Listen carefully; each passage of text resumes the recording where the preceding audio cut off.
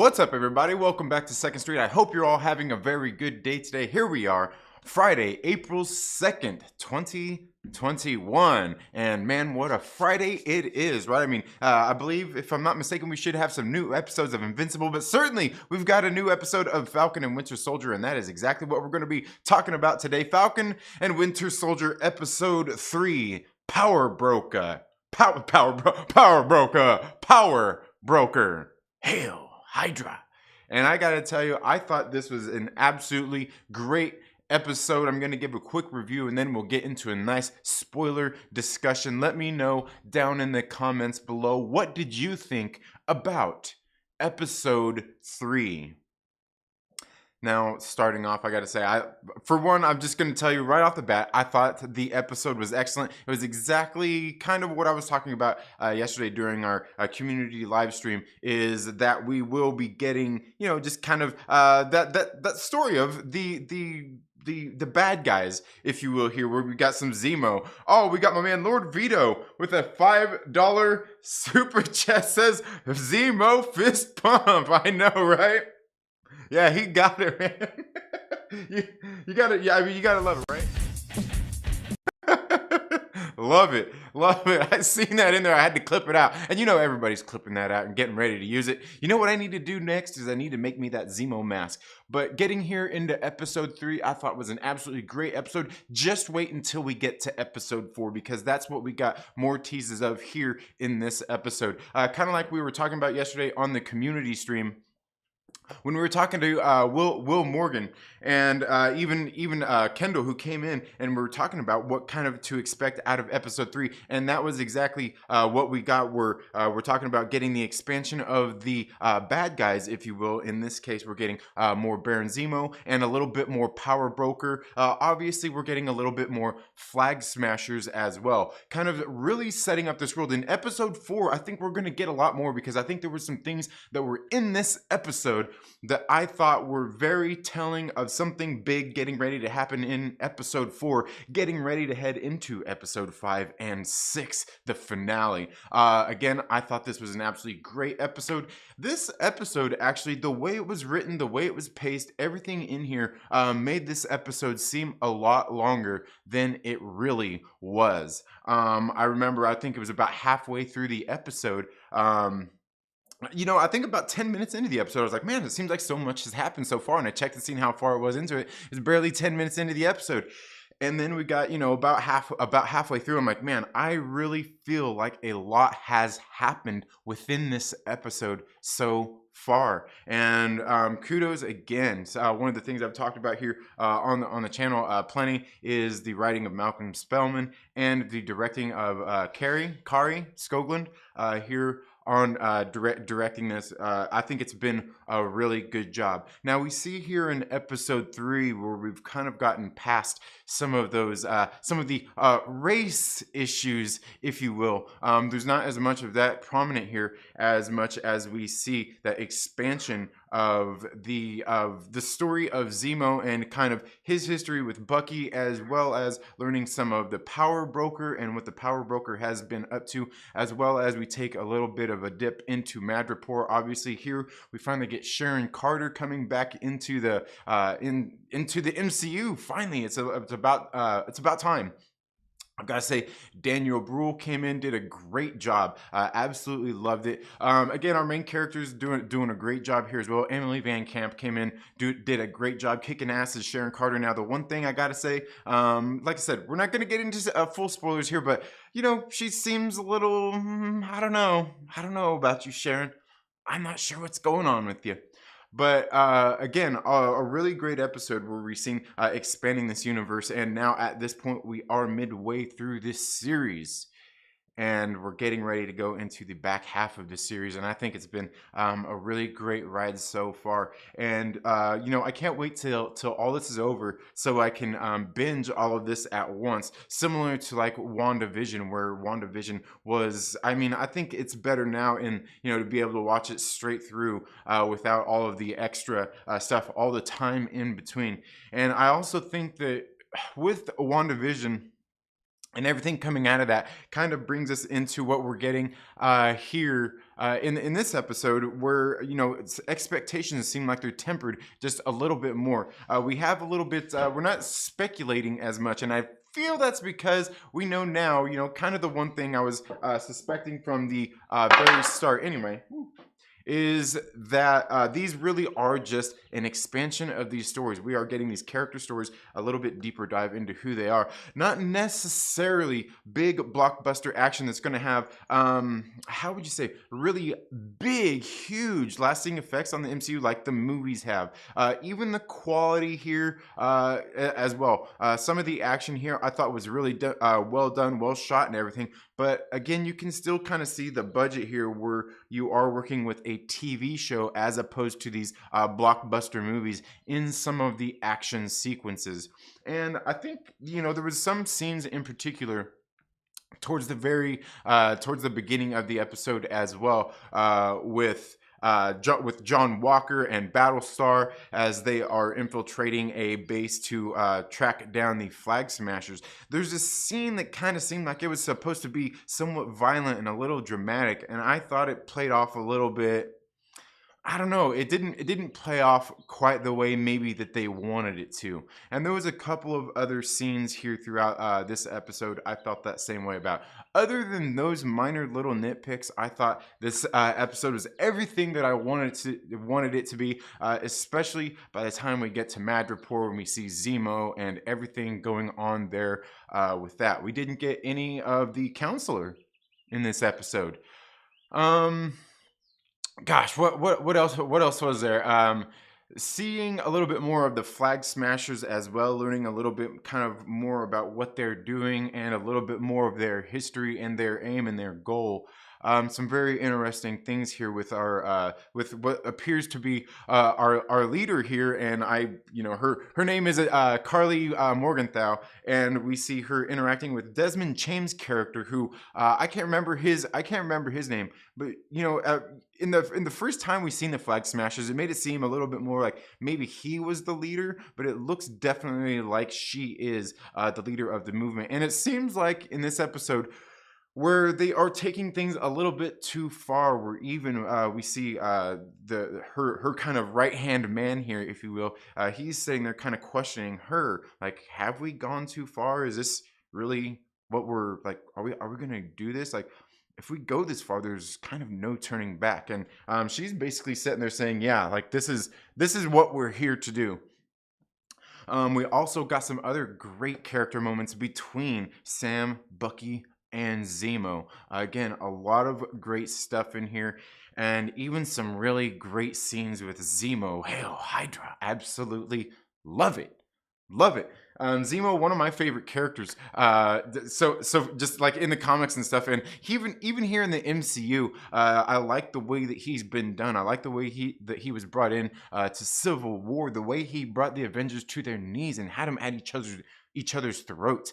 His strategy wasn't necessarily strength. It was it was a mind game. Almost like how Doctor Strange beat Dormammu.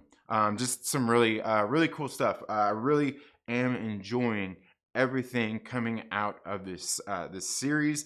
Again, everybody doing some great stuff. Again, we finally got Madripoor, and that was great to see. But that's all I've got as far as like the episode stuff. Again, another episode that I think really does help further this show. And I think a lot of this could have easily been filler type of stuff in here. But I think a lot of the conversations and everything that was happening was all happening for a reason. I think there was even some allusions to the Thunderbolts getting ready to come up. But let me know what you thought about the episode down in the comments below. Again, we'll get here into the live chat and see what you're all saying. Give me just a minute, and we'll be right back.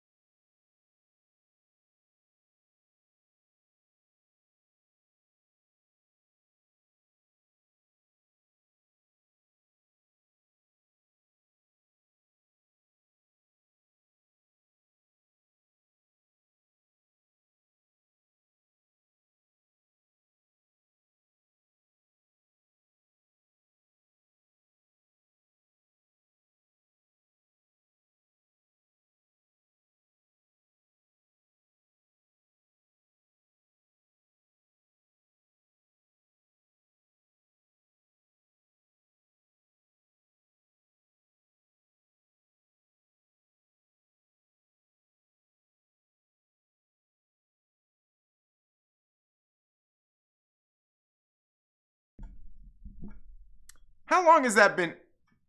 How long has that been muted like that? Oh man. There we go. All right. Well, yeah. Yeah. Yeah. My bad. My bad. I must have hit the mute button on the microphone. Dang, man, look. Yeah, sorry about that, guys. I was just going through the chats. I was just going through the chat saying what's up with everybody. We got Adam here, Lord Veedo, Romeo, Wayne. Wayne is here, bud. Dolphin. That's the beauty of live streaming, folks. It's the beauty of live streaming. It's the beauty of live streaming. Okay, here's where I was. Bro Dolphin says, I know what's wrong with Sharon. She's an alien. Yeah, maybe so. I mean, is she a Skrull? Do you think? You think she's a Skrull? You think she's a Kree? Bucky was on fire. Others said he hadn't had too much action, but not this time. Yeah, absolutely not. He had a lot of action this time. And Sharon Carter was behaving kind of weird, but the action was awesome. Yeah, and yeah, the whole Sharon Carter thing, she was acting a little peculiar. You know, had me a little suspect the whole time. But I don't know. I guess we'll have to see. Where that goes. Yeah, Sharon is secretly Mephisto. Yeah, there we go. Oh man. You know who I am? Yes, and I don't care. Yeah. Kali went a bit evil at the end there. Yeah, absolutely. And I think that's kind of what they were kind of her partner was saying there as well. This bomb was really making her the real villain. Yeah, absolutely, definitely. Yeah, Brule had a lot of fun. It seems absolutely it does. Yeah. Oh yeah, Mike Porter, absolutely, man. Always great to have you on. Always great to have you on, man. Yeah, Zemo's dancing though. Yeah. Absolutely. Yeah. People in the club be roasting Zemo off screen. I got mind control over Zemo. When he's here, I'll be quiet. Oh man, that's funny, dude. Yeah. Oh man, that's funny. All right, yeah. Sorry. Some fun, yeah, definitely some better moments at the. Here we go into everybody. All right, all right, yeah. There we go. It wasn't for that long. It was only for a few minutes. You know what it was? Is I was giving some real spoilers away there. Some real spoilers for episode 4. And I didn't want you to hear them. You were supposed to lip read. Supposed to do some bad lip. As a matter of fact, you know what? That's a challenge. That's what I want you guys to do. Is take that clip, the clip right there, where I was that was the purpose of this. It was all done on purpose. Is I want you guys to take that little clip. And I want you to take that clip and do a voiceover on it. Do some bad lip reading and post it on your social medias. Yes. Post it on your Twitter. At me, at 2nd Street Marvel. Hey, at your boy Myrtle if you need to. Oh, man. Yeah. Can you hear the words coming out of my mouth?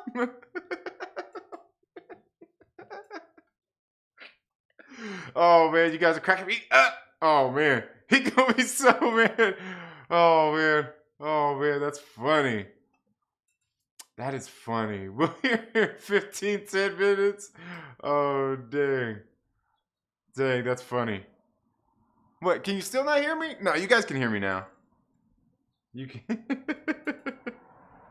Oh man. All right. Now I know you're messing with me because I can see it. I can see it here on my thing where it's telling me that you can hear me now. I can see it on there. Oh man, that's funny. That's hilarious. So yeah, what did you guys think about the episode? Let me know. now that we're done busting my chops, let me know. Oh man.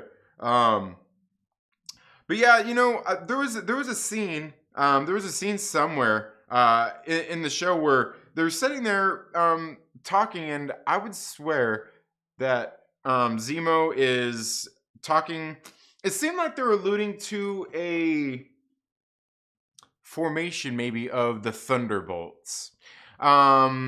Is one of the things I kind of thought was being alluded to there. Some of the stuff going on with Zemo. I thought it was very okay. That opening scene with John Walker and Battlestar, where they walked into that I don't know what you would even call it, that safe house, I guess, where they were busting up them guys, and the one guy ends up spitting in John Walker's face and everything. That whole scene right there, you kind of see John Walker. He seems, I don't know, it seemed a little bit cheesy altogether because. I mean, from the very get-go, they get out of the truck, they're getting ready to go up there to bust up the scene, and he just walks up to the door and just kind of barely pushes it open with his shoulder and his shield. You know, it's like, it wasn't too secure of a place. And they obviously weren't in there, and they obviously didn't feel too threatened, because when they walked in the door, they didn't rush in. You know, there wasn't a mad rush, and they weren't in there like, hey, get your hands out of there. There wasn't none of that. So they must have obviously had some sort of idea that these people weren't much of a threat to them at that point. And then he walks in there, and that the instance where he's sitting there upset, and it seems like he gets a little bit violent. It seemed not to land well. The guy spit in his face and everything, and you can kind of see him come unhinged a little bit, but the drama didn't seem too bad, and he just gave him like you thought he was gonna go off on him, and really all he kind of did was he didn't even punch him in the gut. He kind of did this punch charge thing where he just punch charged him to the wall, and I'm just like, I don't know. I mean, is that just him just trying to show that he wants to be aggressive and not necessarily be physical with this guy? I wasn't for sure kind of what to make of that, because I mean, it's not like the guy, other than spitting on him, which is pretty messed up, really made any other kind of like threats at him to be a physical kind of threat. So I don't know, there's just kind of a lot. It just seemed kind of like a little bit of a weird scene.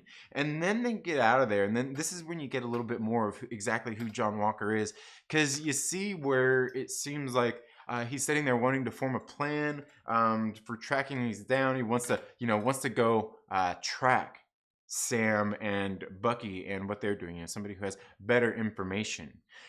And everything here seems to allude. One of the things I like about Sam and, well, not Sam, but I guess John Walker and Lamar Hoskins. Like I said, you could tell that they're real good friends. They're real buddy here. But you can even tell Lamar's kind of like, I don't know, like, are you okay? But the whole situation that they're in, I don't know at this point. I mean, do you think that John Walker has already been juiced up? I mean, we've kind of got some things, and we were talking about this yesterday, where it seems like he is a little bit juiced up, but maybe not with what they're doing. I don't know, because we see when we get introduced to the power broker, we see where he had some of the formula, and he talks about that and how people got away with it. But we obviously see where he's still sitting there doing work. We know that there's 20 people out there. Isn't that what they said? 20 people out there who were in this program who were super powered now, right? What's the significance of those 20 people? What 20 people are they?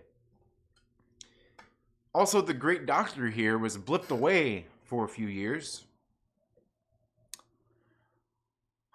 We just really don't know a whole lot here, do we? It seems like we're kind of in the dark about a lot of this. And that's interesting. It's so interesting considering everything going on here. Everything going on here. So, again, just some great stuff, expanding the universe. Not like it's giving us a lot, but not necessarily giving us much at the same time.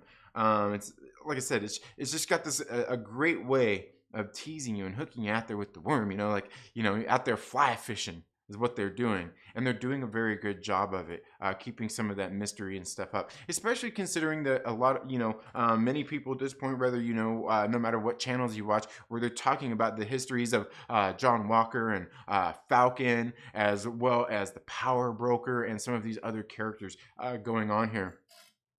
Some very cool stuff going on here, and I can't wait to see what else is going to happen with Zemo. How much longer is Zemo going to be in the MCU? What's it going to lead to? Because, like I said, in one of the conversations that he has here, it very much seems like he's alluding to creating or there has been created a Thunderbolts team. And I think there's one thing we all know is that's coming. I mean, can we all not agree that Thunderbolts is coming? we all know it's coming, and it seems like he definitely made some allusions to that here. And also the mere fact that we have Sam, Bucky, and Zemo all sitting there working together is definitely something else that kind of helps bring that about and helps kind of imply that whole relationship and the whole fact that the Thunderbolts are in fact coming to the MCU. And we can see we've got these different characters. We've got Sam and Bucky, who are kind of on the other side of the law right now, where they're kind of doing things on their own, not necessarily in conjunction with the Sokovia Accords, if you will. And it's interesting seeing that. And then we've also got Sharon Carter here. But how many other people are we going to be introduced to here in this series that will end up possibly joining a Thunderbolts team? How many other characters are out there that we're going to be introduced to? I think we've still got another couple that will be revealed. In case you don't remember, I think there was in the was it in the trailers or something? Was it? I can't remember. There was one of the no, it was in some of the behind the scenes, some of that leaked stuff before, where we got I want to say it wasn't Songbird. Maybe it was. In there as well, character with like the pink hairdo and everything. Very interesting stuff, and we know that there's other people out there with this. Now, the interesting thing here is I like the way, something else that came back from like WandaVision is we finally got one of those commercials, right? We finally got a commercial here in this episode, where we seen Good Morning America in episode 2. This one we got a commercial for the GRC, right? And I have a feeling that the GRC, and I'm pretty sure everyone feels the same way, that the GRC is actually having something to do, I think definitely has something to do with the Power Broker, probably something to do with the Flag Smashers, as well. Definitely an organization of the government or governments of the world that are pooling resources, and like let's face it, we know that those resources, how are they allocating them? I mean, we could get into some deep government conspiratorial type of talk that they're paralleling here with this, where we see, where we see the Flag Smashers actually went to that GRC building and stole those supplies, all that food and everything that they wanted for their people. So you see, they're kind of doing the Robin Hood thing, but they're actually killing people in the long run, because at some point with the GRC, some of them guys, they probably don't know that they're doing anything bad. They're just probably following the orders. And hey, and that's not to say that I know there's plenty of people out there we could talk about that are like that, the yes men who just follow orders. But if they're not actually out there actively killing people, if they're actually, as far as they know, providing supplies for people who are in need, even if it's at the bidding of evil men, they don't know. They don't know if that's all they are doing. For all there could be troops on the other side of this thing who are doing shady things behind the scenes, absolutely, and there could be people not aware of it. But I don't think that's kind of they haven't necessarily give that total impression with the GRC yet. They just make them seem really suspect. Now, another thing that I noticed, speaking of that GRC building, is I noticed there was something in there. I'm like, oh my god, dude, I know, and you know this as well. People are absolutely going to be talking about that like stop sign or whatever that they had on that GRC building, right? With the big circle and the X, right? A little blue sign. I know everybody out there is going to be thinking like, dude, that's like literally the X-Men symbol. That's literally the sign that the X-Men have on their uniforms. Right? That's the other thing people are going to talk about. But what do you think? Come on, guys. Do you really think it has anything to do with the X-Men? Do you really think that we're going to get any of that in this? Are we going to get mutants in here? I don't think we are. I mean, it could probably lead to that. I think it might be able to lead to that, but maybe it's just something that's going to be teased at the end of the series, because through it's something that that happened in like the recent Jonathan Hickman series in the X-Men, where they were talking about.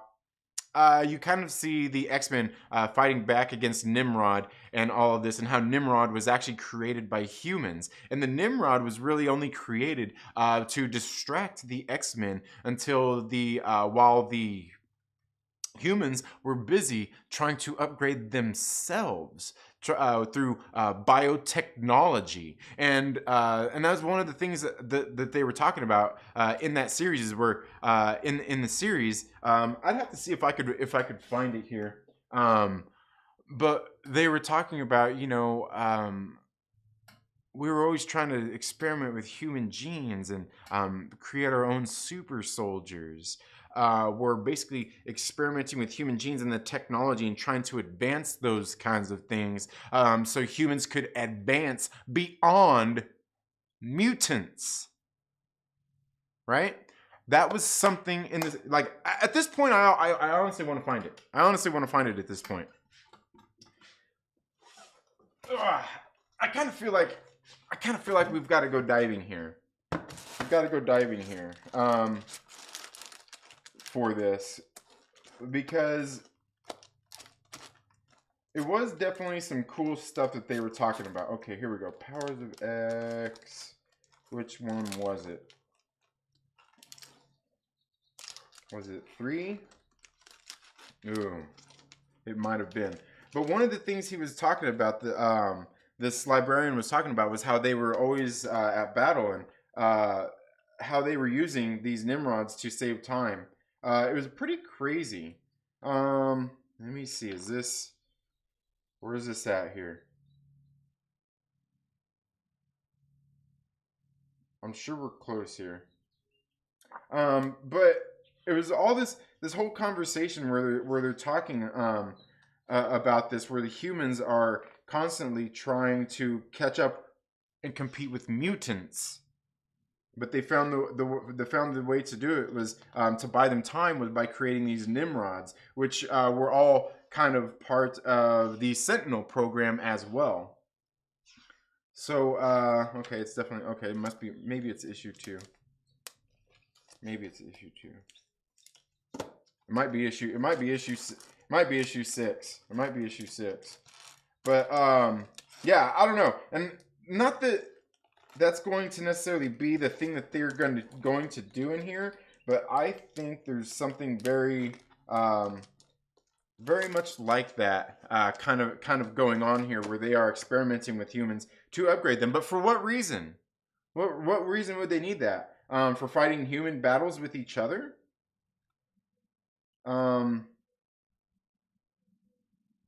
Let's see. Okay, right here. Okay, your personal memory may differ, but historical records imply you mutants never really saw what was coming. It's really sad. The idea that you were what was next, evolutionarily inevitable. They said, and the mutants are basically sitting here saying we are, all right, and this is where he's talking about they have them imprisoned here. They have these mutants imprisoned here, Moira and Wolverine, and he says, and here's what this guy says. He says mutants are an evolutionary response to an environment. You are naturally occurring, the next step in human evolution. He says, but what happens when humanity stops being beholden to its environment?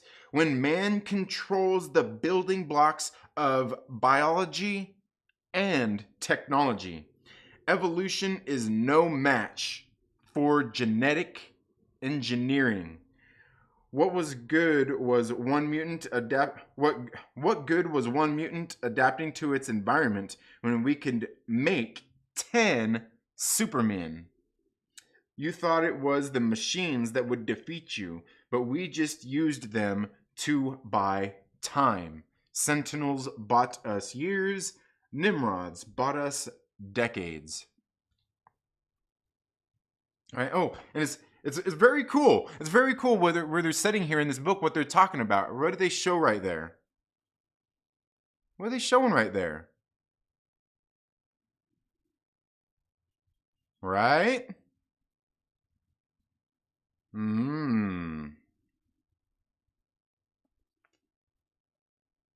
Interesting, right? I think that's something that's definitely going on here with that. So like, okay, so the X-Men thing, like, are the X-Men or mutants going to be in this series? I don't think so. But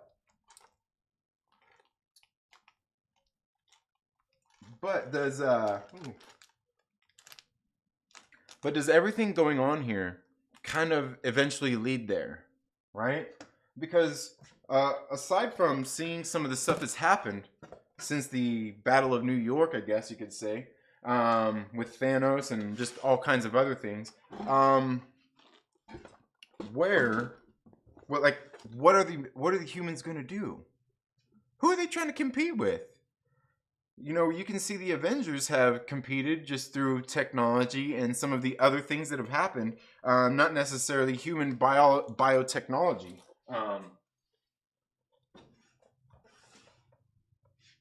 So while that little sign with that blue X, or that little blue sign with the red X, certainly could mean something, I think maybe just overall. But I think that largely there's a lot of things going on here with that. I just don't know that I don't know. How do you guys feel about that little sign? You think that little X was, I don't know. Let's see here. Okay. So let's get back here into live chat. Sorry, I've been kind of nerding out here. Maybe a little too long.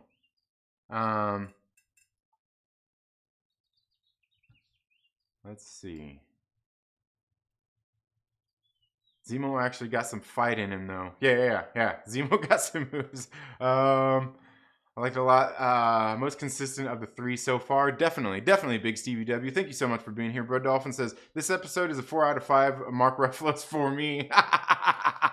4 out of 5 Mark. Hey, that's not too bad. 4 out of 5 Mark Ruffalo's. Oh, man, that's funny. Need more Isaiah, though. Yo, absolutely. I want more of that, dude. And I want to see him younger. And buffed. And I mean, I seriously doubt they're really going to show us that, but that would be great. That'd be great to see a young, buff Isaiah Bradley kicking ass. Just to see, even if it's just for a few minutes in a flashback scene. Yeah, that would be cool. A sneaky way to change the stunt double when Zemo put on the mask. Haha. Yeah, absolutely. And I'm making me one of them damn masks. I'm making me a damn mask. I should have had one made already, but maybe I should make one like the comics, where like the eyes are actually filled in as well, where you can't actually see. And that's what I thought was always weird about the one on in the comics, was you couldn't see his eyes or anything. Maybe I should, though. Hell, Hydra. See, nobody respects John Walker. Absolutely, absolutely.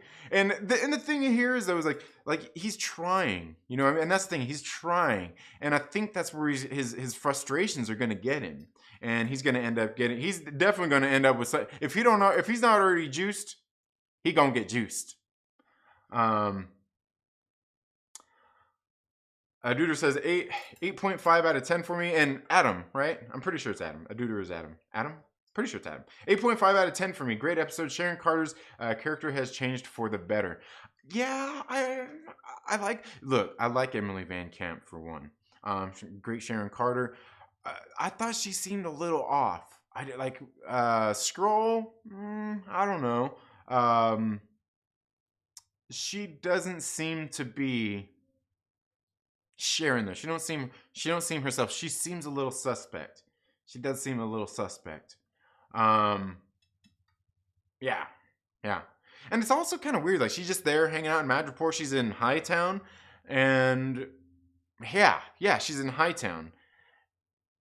And she don't want to go back home. She's not trying to make amends. She's not trying to, I don't know. It just seems a little bit weird. It seems a little bit weird.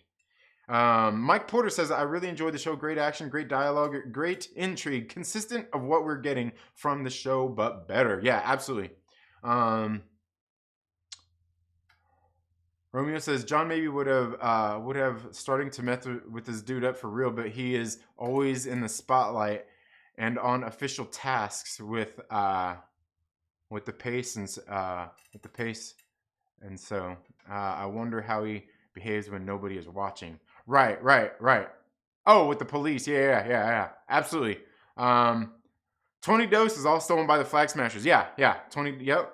Absolutely. Parker is in the building. What is up? I'm curious. Did you guys feel the empathy for that Flag Smasher girl? I did not. Well, and that's the thing is like, here's the thing is like,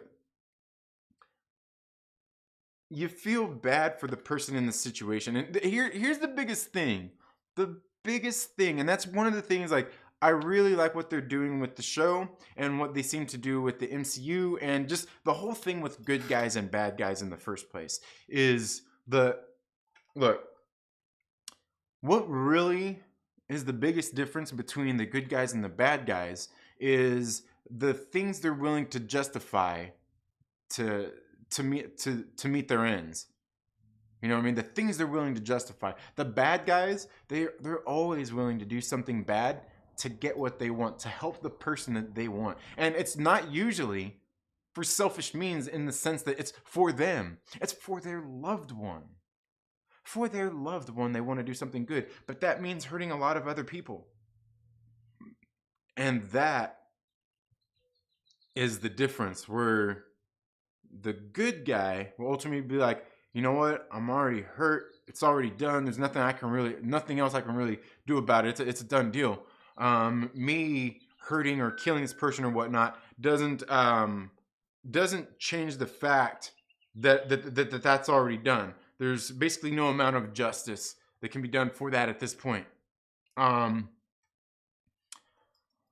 So yeah. I mean, but that's the difference. Is the bad guys are willing to go through and do more heinous things.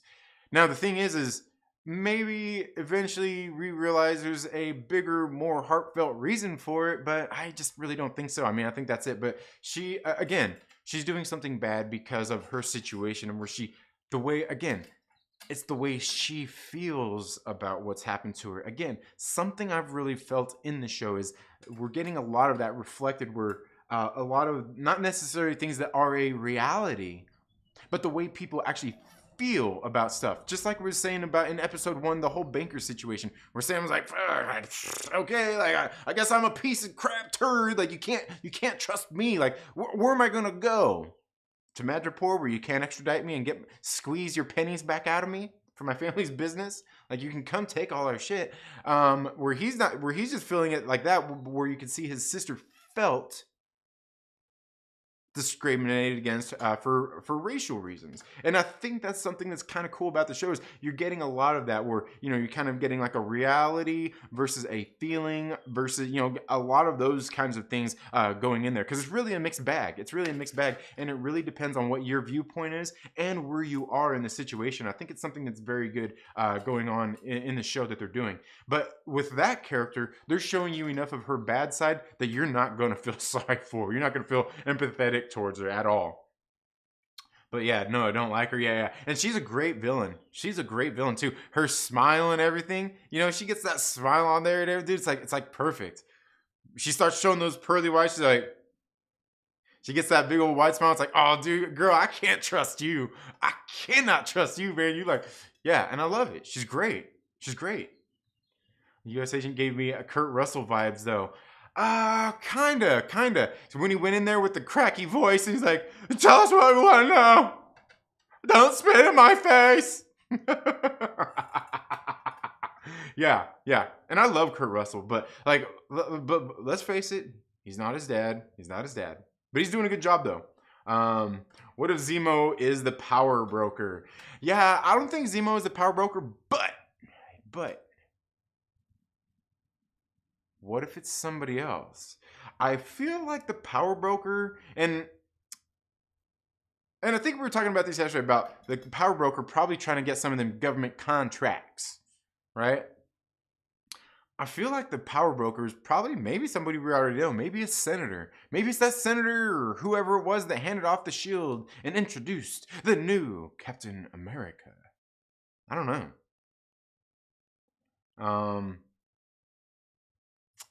That's a real villain right there. Yeah, absolutely. Yeah, she's a real villain.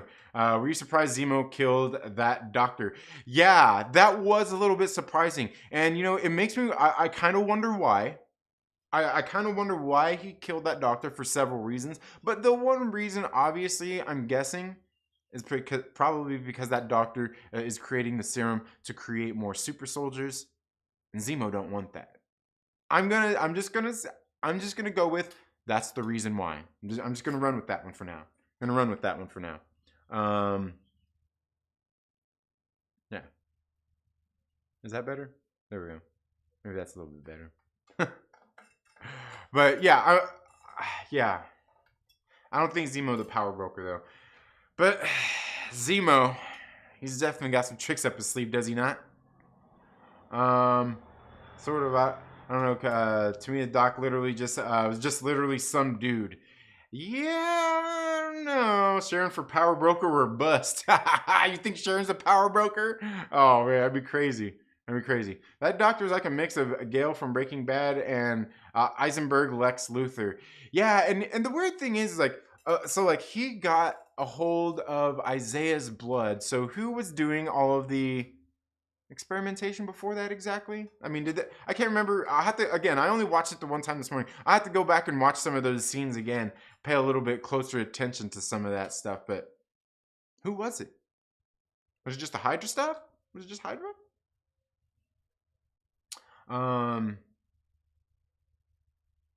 Yeah, I mentioned that during the watch party. Josh shot that down. Shot what down? Sharon for the power broker or Zemo power broker? I wonder if Zemo stole a vial from the doc after the attack. I don't know why he would, because I mean Zemo's against the whole super soldier superheroes thing anyway. So I don't know. Kendall Davis was kind of right. They didn't use Isaiah's blood for serum, but answers for the serum. Yeah. Right. Exactly. Damn, off that Zemo would kill him. Yeah. Odd. Oh, okay, yeah. Odd that Zemo would kill him. Yeah, I thought that was again. I think it was just because he don't want more super soldiers created. I'm going to work for the GRC. There you go. Oh man, that's funny. Oh. Zemo mentioned to have an army of super soldiers like the Avengers. He was maybe trying to do exactly this with the Thunderbolts together, maybe. Yeah, okay. And that's the scene I was talking about. Where it seemed like he was alluding to a Thunderbolts team already. Yeah. Exactly. Sorry, and I know I'm behind. I'm catching up though. Mutants confirmed. Yeah. Yeah. Donut therapy. Donut therapy. Oh man. It was the same colors. Come on. Yeah, right. I know. It was too. Yeah, the blue and the red. I know. I still think we could what if we see Boner and he goes into Witsec with this explain his appearance in WandaVision if the timelines match up, that is. Yeah, I don't know. I mean, and here we know it's several, he said at the beginning it's several months later after the blip. So, yeah, I don't know. I don't know. I don't know.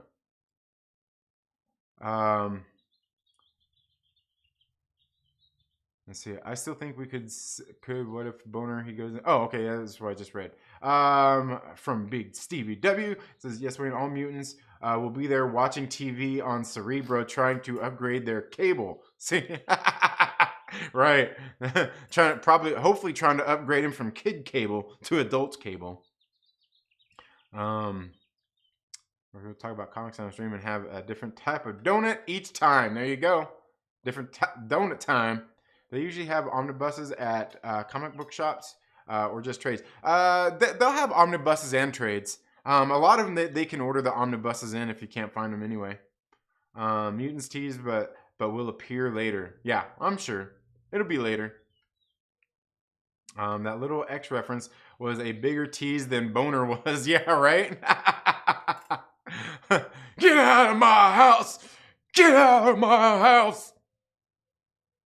I was looking for something to throw. I was looking for something to throw. I really was. I was. Get out! Yeah, that's great. The mask with that small crown on top. You have to wear this during a live stream. The whole stream. Yeah. Absolutely. I totally would, man. Like I'm going Zemo cosplay all the way this year, baby. Yeah. Halloween, it's on. Halloween, we going Baron Zemo this year. Going Baron Zemo.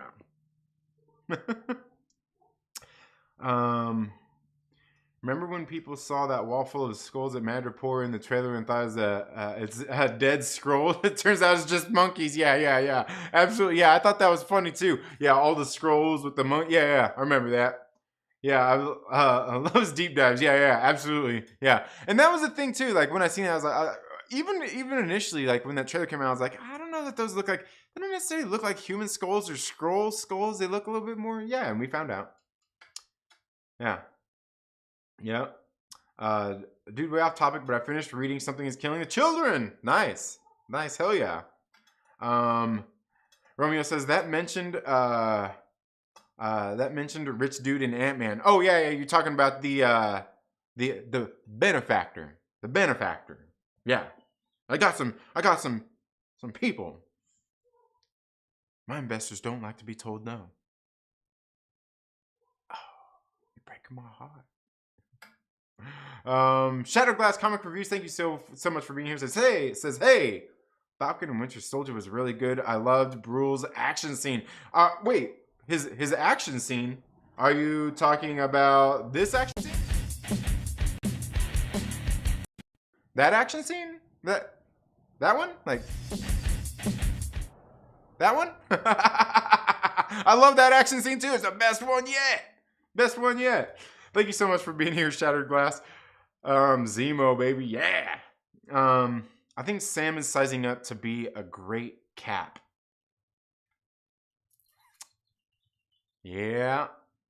The benefactor might be the power broker, is what I meant, but not sure. Not sure at all. Yeah, no, I knew what you meant. Yeah, I mean, it could be, because I mean, you got to think that whoever's out there doing, look, the person that was okay for one, who was making that technology for Simon Birch, for the Pyms. Like, how did Hank Pym not have that figured out?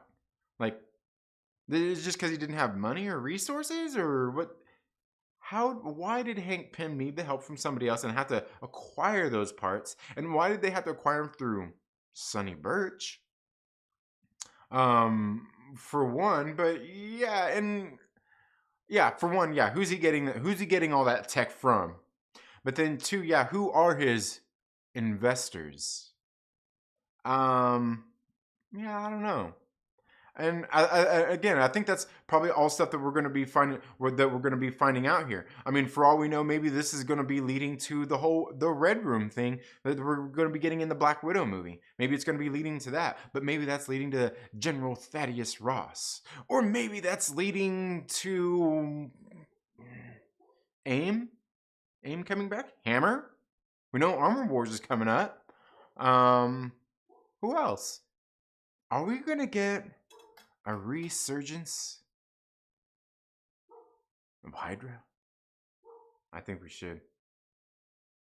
But yeah, as far as Sam sizing up to be a great Cap, yeah, absolutely, I think so. And that's one of the things. Like, look, I'm going to start this off by saying, look, just because I know somebody out there's going to say, just because it happened in the comics doesn't mean it was good.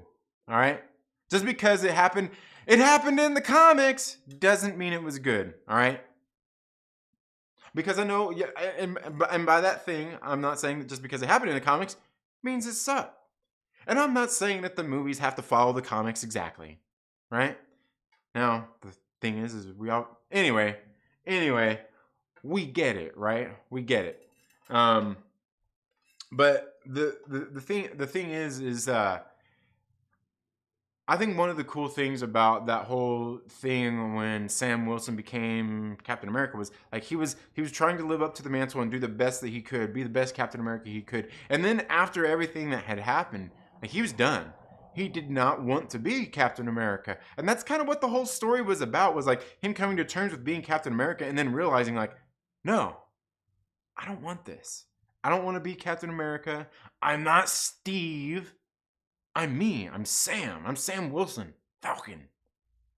You know, and I think that was one of the cool things. And I think, like I said, we see, and I've been talking about that, we can get elements out of these comic books that may not have been the best. Because like Sam Wilson, Captain America, it's, believe me, it's not the best, but it has some good stuff in there that you can extract out of it that I think could make for some great storytelling. And it seems like they're taking a lot of that and putting it in the show, the good stuff, and leaving the bad stuff.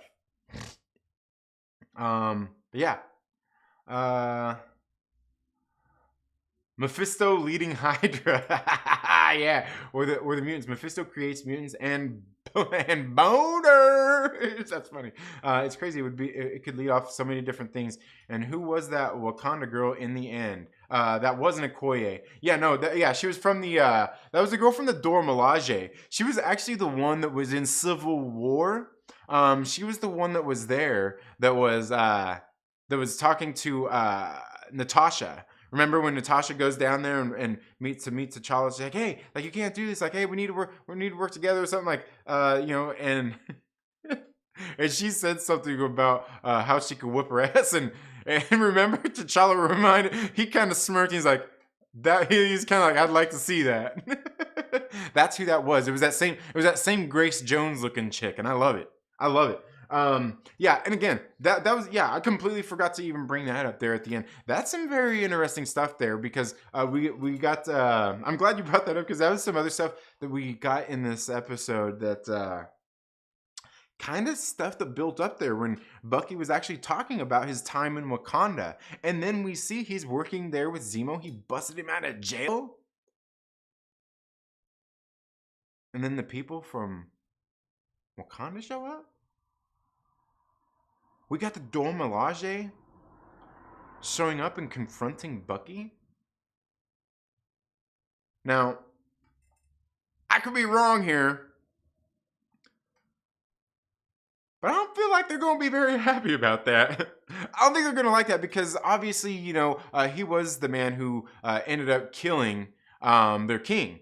So yeah, that's not gonna. It's gonna be very interesting to see how that all plays out, because, you know, like, there's nothing much Bucky can do at that point. He can't really justify anything to them.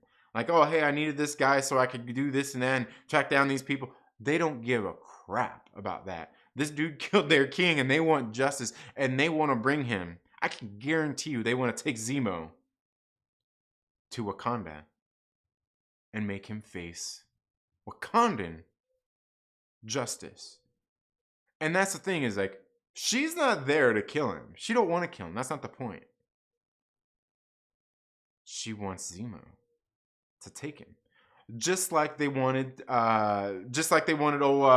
what's his name? Claw. Just like they wanted him.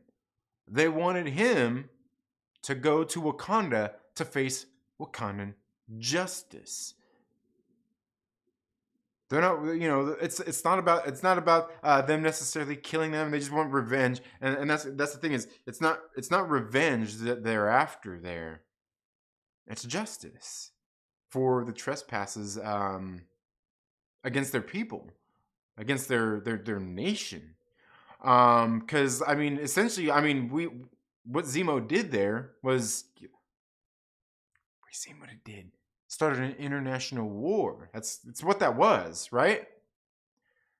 So yeah, again, man, thanks for bringing that up. I completely forgot about that. So, and that brings up too, like, what are they, like, how are they tracking Bucky? Is it obviously there's probably a locator or something in their arm, in the arm. Is it something else they did to him? Maybe. Some other kind of protocols they put maybe within him, almost like Hydra did, to keep an eye on him, make sure everything's copacetic. I don't know. But yeah, that was that was some good stuff there. But yeah, she's definitely the one from the Dora Milaje there from Civil War, and I love her look too. I love that whole she kind of got that Grace Jones thing going on too, and I love it. It's cause her eyes. It's her eyes that got that. Yeah. I have her Marvel Legends figure, and she's just named as Dora Milaje. Really? They just named? Oh man, that's messed up. She gotta have a name now. Oh man, yeah. Whoops.